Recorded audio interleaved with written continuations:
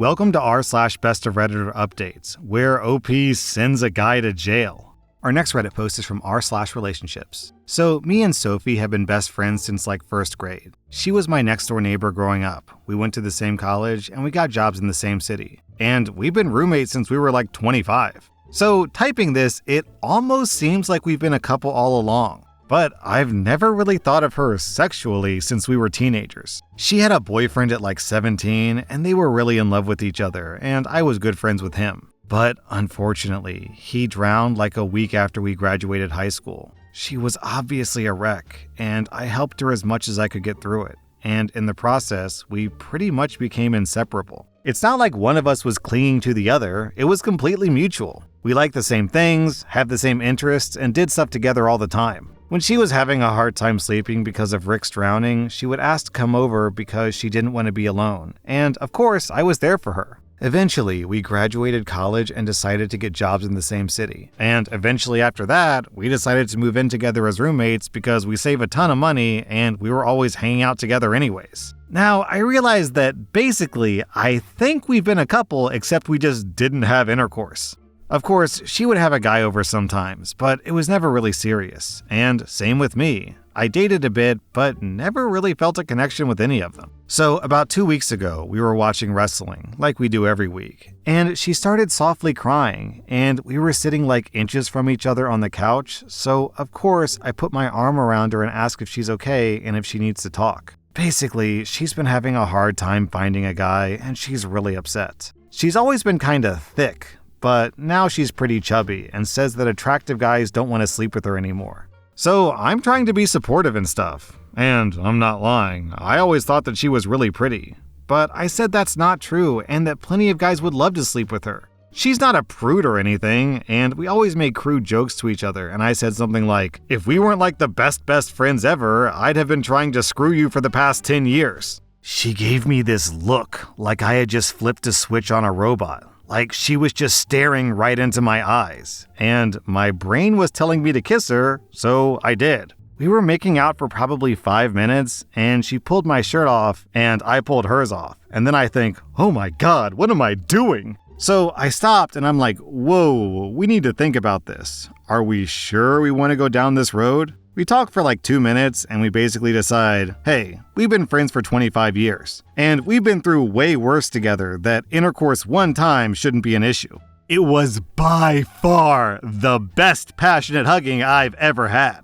Since that time, we've done it at least once every day, sometimes 2 or 3 times. We both recognize that we need to discuss this, but we keep saying we'll discuss it tomorrow and we'll have more time. But I recognize we have to discuss it, soon, and I'm scared. I think I've realized that I've been madly in love with her this entire time. And that's why I never connected with any of the women I dated.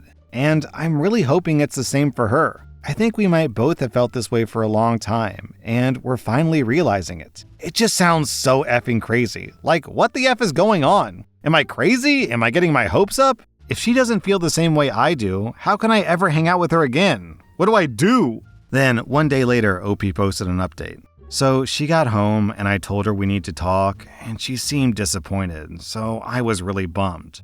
She looked like she wanted to cry. But I said, please just let me say what I need to say and then we can go from there. I told her that since we'd started having intercourse, I've realized that I've been in love with her for a really long time and didn't realize it. And she started trying to hold back tears, and I got the worst knot in my stomach and thought that I was literally going to puke. I told her it's okay if she doesn't feel the same. I would always be there for her as a friend, and I would try my best to not let my feelings get in the way. But now that it's out there, I guess there isn't any going back. She told me to stop, and she was crying now. I stopped, and it felt like an eternity just sitting there. I couldn't even look her in the face. Then she just kinda wrapped her arms around me and buried her face in my chest and was sobbing. I'm just sitting there confused, trying to figure out if this is good or horrible. Finally, she looks up at me and says that she's been waiting for me to say that since college. And that the reason she was crying with me on the couch the other week was because she thought it had been long enough and it wasn't going to happen. And that's why she kept trying to put off having the talk after we started having intercourse, because she thought that was the closest we'd come to being a couple. Now we're waiting for our Chinese food to come after some awesome intercourse. Thank you so much for the advice and getting me to finally say something. Yo, sometimes people, oh my God. So, me and this girl have been totally inseparable for like 25 years, and I tell her everything and she tells me everything, and we live together and we spend all of our time together, and neither one of us is interested in anyone else romantically. Guys, you think I have a shot? You think she's into me? You think she'll kiss me back? What are my odds here on a scale from 1 to 10? I'm happy for you, OP. I'm a little bit concerned that your kids are going to be a bit on the dumb side, though. Maybe not dumb, just clueless. Our next Reddit post is from rSlash legal advice. And just a heads up, this story is about sexual assault. I was R-worded in college by a man that I did not know and did not ever express interest in. He followed me home from a party and snuck into my building and waited until my male friend, who walked me home that night to get away from him, left my building to come bang on my door. At the time, I was an 18-year-old white female, and this was a smallish college town in the South. I had a lot more evidence than typical campus R-word cases. I had witnesses, text messages, and an R-word kit. And this was not the type of guy that made one horrible mistake. If nothing happened, I knew he would 1,000% do it to another girl, which is why I felt that it was my responsibility to try to do something. By the time the DA finally officially told me they weren't going to do anything 2 years later because it's difficult to prosecute when alcohol is involved, it was too late for me to pursue a civil suit. It might be worth noting that the man comes from money. A lot of it. I also found out that they never analyzed my kit, let alone investigated the crime scene. There were a few other things that were pretty sketchy about the police investigation and the DA's handling of the case, but I won't get too specific on here. It kind of felt like they were doing everything in their power to not prosecute, and there's literally nothing on his record to show for it, not even a dropped charge. It took me a long time to truly move on and accept that I did what I could, but I finally did. Then, a week or so ago, about 6.5 years later, I realized I had unread message requests on Facebook from a month prior, and I saw that I had something from him. There were various messages in a row that clearly demonstrate that he is not well mentally. But more importantly, at the end he said, "So I guess I R-worded you. I won't do it to anyone else ever." I was shook. I sent it to the DA's office, who were utterly shocked. And the next day, they said they'd get back to me in another week, but that I shouldn't get my hopes up because this kind of stuff is really complicated and difficult to prosecute. While they haven't told me officially yet that they aren't going to prosecute, I know in my gut that it's not going to happen. They'll find an excuse. So I know I need a lawyer, so please don't give that to me as advice. I'm posting this question to see if anyone's ever been through something similar and knows of nonprofits or resources or pro bono lawyers that might be able to help. I can't sue him because of the statute of limitations, and I can't really sue the government, but I also just can't let this go again. If there's anything I've learned recently, it's that things and systems don't change by staying quiet. What can I do to both get a mark on his record and shed light on the justice system that failed me and, I'm sure, many others? Then, 5 years later, OP posts on r// uplifting news. So, a while ago I posted on r// legal advice on Reddit asking what to do. I got hundreds of responses and DMs. One was from a prosecutor in another state. Thank you, Miles Braccio, who gave me legal and emotional support and confirmed what I already suspected about how hard this would be. Another survivor reached out and connected me to her lawyer, who ended up representing me. That lawyer then connected me with the Pennsylvania Coalition Against R-Word and their legal team, who stood by me through the process. When months passed with no movement, we went to the media. The Associated Press broke my story, and soon after, ABC's Good Morning America picked it up. The pressure worked. The charges were finally filed, but my R-wordist was nowhere to be found. In 2024, he was located in France, extradited, and this week, 5 years after that Reddit post and 12 years after the assault, he was sentenced to 2 to 4 years in prison. Justice was finally served, and it all started with Reddit. So many kind, helpful people showed up for me when I needed it most and didn't know what to do. And I know I see a lot of comments in Reddit saying, "Oh, this story's fake, it's made up, it's AI." But OP actually links the news report that broke the case. It's so weird to me that in America, if the legal system completely bungles a case, there's no real consequences. At least not for the people who bungled it. There's tons of consequences for the victims. So these prosecutors probably, I guess, cashed in a favor or accepted a bribe from the rich family or something, or they were just completely incompetent and didn't prosecute despite having tons of evidence. And there's just no consequences for anyone except for OP. Well, 2 to 4 years is a bit short in my opinion, but I guess in a case like this, we just have to take what we can get. Our next Reddit post is from rSlash relationship advice. I'm a 27-year-old guy, and I've been together with my fiance, a 28-year-old woman, for 12 years, out of which 3 years we've been engaged. I love her a lot, and everything between us has been great. We do encounter problems now and then, but every long-term couple does, to be frank. The problem we're having right now is not so much to do with us directly, but to do with my fiance's best friend, Beth. Yesterday, while going to work, I stopped at a bakery to get some breakfast. Right across the street, I saw Beth with a guy. At first they were just talking, and I didn't think much of it, and honestly, I was busy getting my sandwich. I turn around, and they were kissing.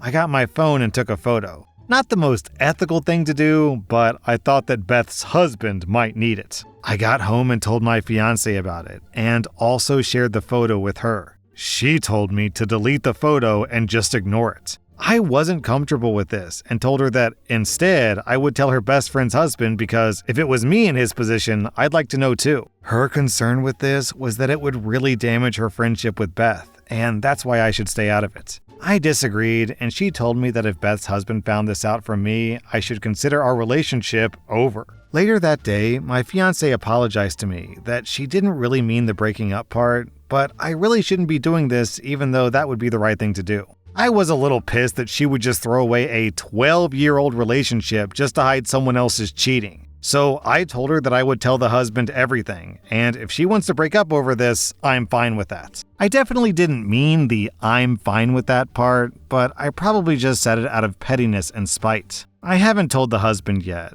but all this has me questioning my fiance's moral values and how she thinks infidelity is okay. Kinda messed up. It's 8 a.m. right now where I live, and I haven't slept all day thinking about my relationship. She did kinda double down on the breaking up part at the end if I proceeded on telling Beth's husband, so I'm very conflicted right now. How do you guys see this situation? Should I tell him knowing that it might end my relationship?